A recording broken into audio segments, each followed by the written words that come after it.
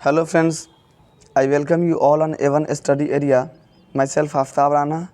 आज हम लोग आपदा प्रबंधन और पर जो हमारा होगा वह सेकेंड लेक्चर होगा। इससे पहले एक लेक्चर तैयार हो चुका है, तो इसमें हम जो भी प्रश्न पत्रों का डिस्कस कर रहे हैं वह केवल और केवल ऑब्जेक्टिव प्रश्न हो रहा है और आपके एग्ज़ाम के पॉइंट ऑफ व्यू से बनाया जा रहा है।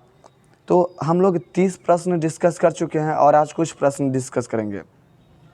तो हम लोग आज 31 प्रश्न से डिस्कस करेंगे। तो पहला हमारा क्वेश्चन जो होगा वह होगा, बिहार किस भूकंप जोन में आता है? तो बिहार जो होता है वह तृतीय भूकंप जोन में आता है।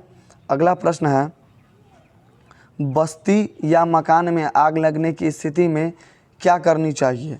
तो उस समय हम लोग को फायर ब्रिगेड यानी अग्निशामक यंत्र को बुलाना चाहिए। Option number A.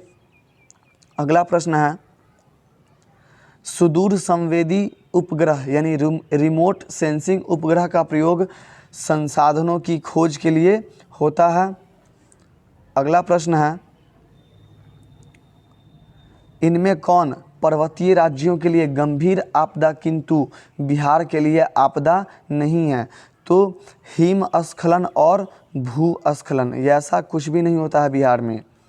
अगला प्रश्न है, आकस्मिक प्रबंधन का प्रमुख घटक कौन है? तो आकस्मिक प्रबंधन का प्रमुख घटक स्थानीय प्रशासन, स्वयंसेवी संगठन, गांव या मोहल्ला, इनमें से क्या होते हैं? सभी होते हैं। अगला प्रश्न है, निम्न में कौन प्राथमिक उपचार का सामान है? तो इसका आंसर होता है बैंडेज व टेप। अगला है, 2011 में जापान में भूकंप एवं सुनामी किस दिन आया था? तो वो दिन था 11 मार्च 2011 को। अगला है, आपदा प्रबंधन किया जाता है।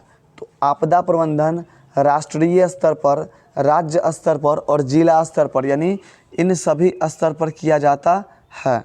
Option number D. अगला प्रश्न है, भूस्खलन प्रभावित क्षेत्रों में ढलान पर मकान बनाया जाना क्या है? असुरक्षित है। अगला प्रश्न है,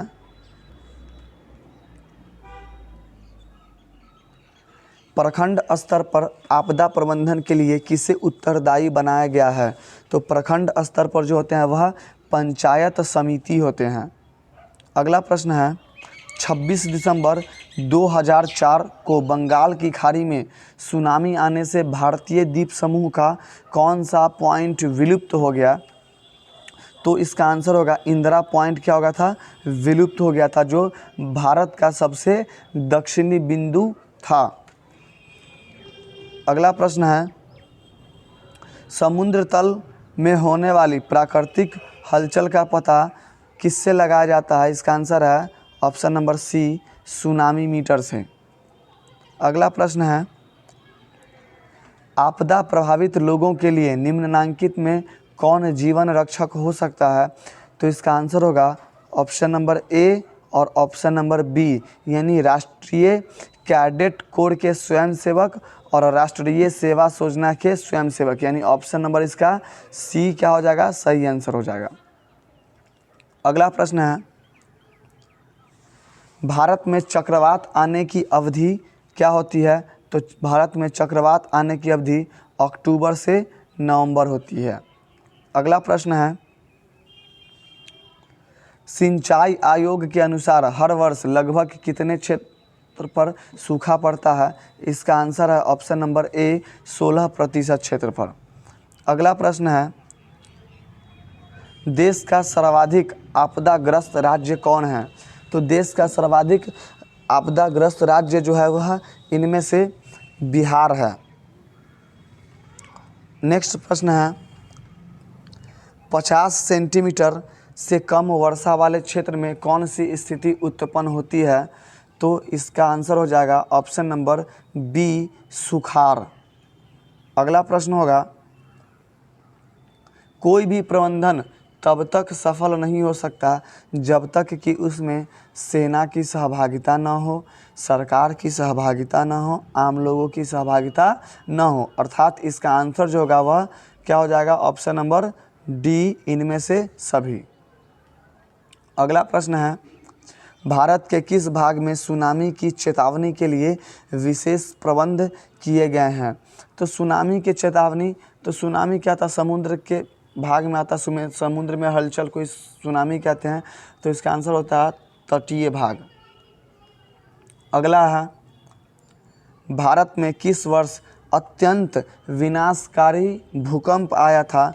तो अत्यंत विनाशकारी भूकंप तो 1934 में आया है, लेकिन कहीं अगर आपसे क्वेश्चन पूछ दे कि अत्यंत विनाशकारी चक्रवात कब आया था, तो वह 1999 में आया था। अगला प्रश्न होगा, भारत में किस वर्ष अत्यंत विनाशकारी चक्रवात? तो 1999 में। अगला प्रश्न होगा, इंडियन प्लेट के खिसकने की दर क्या है? तो वह 3 से 5 सेंटीमीटर प्रत्येक साल क्या होता है? वह अपने जगह से खसक जाती है।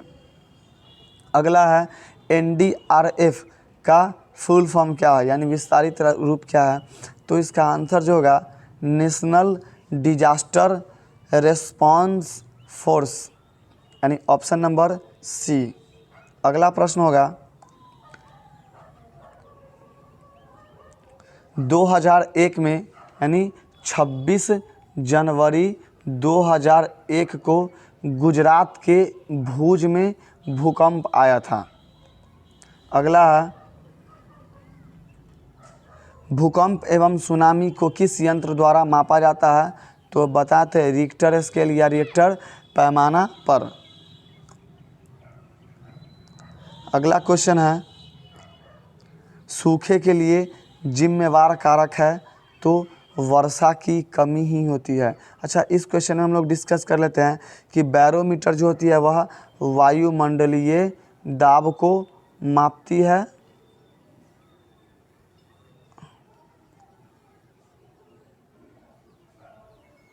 वायुमंडलीय दाब को हाइग्रोमीटर जो होती है वह अपेक्षिक आर्द्रता को मापती है। नेक्स्ट क्वेश्चन होगा, 1999 का भयंकर चक्रवात किस राज्य में आया था? Answer A, Orissa.